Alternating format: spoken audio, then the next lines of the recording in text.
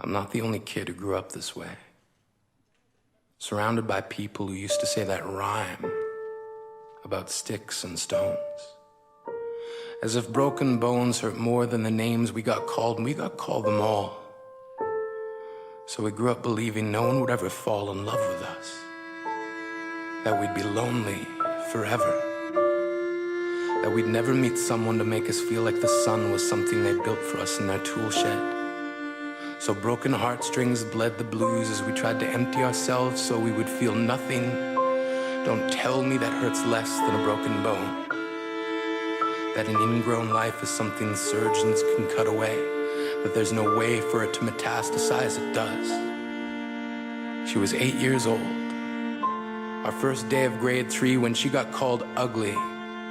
We both got moved to the back of class so we would stop getting bombarded by spitballs.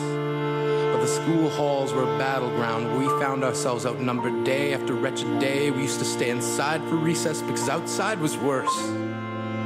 Outside we'd have to rehearse running away or learn to stay still like statues, giving no clues that we were there in grade 5. They taped a sign to the front of her desk that read, "Beware of dog." To this day, despite a loving husband, she doesn't think she's beautiful because of a birthmark that takes up a little less than half her face. Kids used to say she looks like a wrong answer that someone tried to erase but couldn't quite get the job done.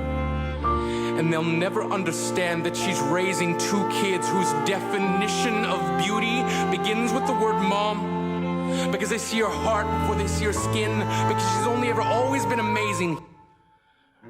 We weren't the only kids who grew up this way. To this day, kids are still being called names. The classics were, "Hey stupid," "Hey spaz." Seems like every school has an arsenal of names getting updated every year.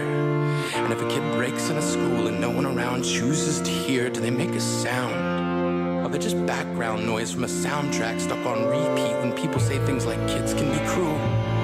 Every school was a big top circus tent, and the pecking order went from acrobats to lion tamers, from clowns to carnies.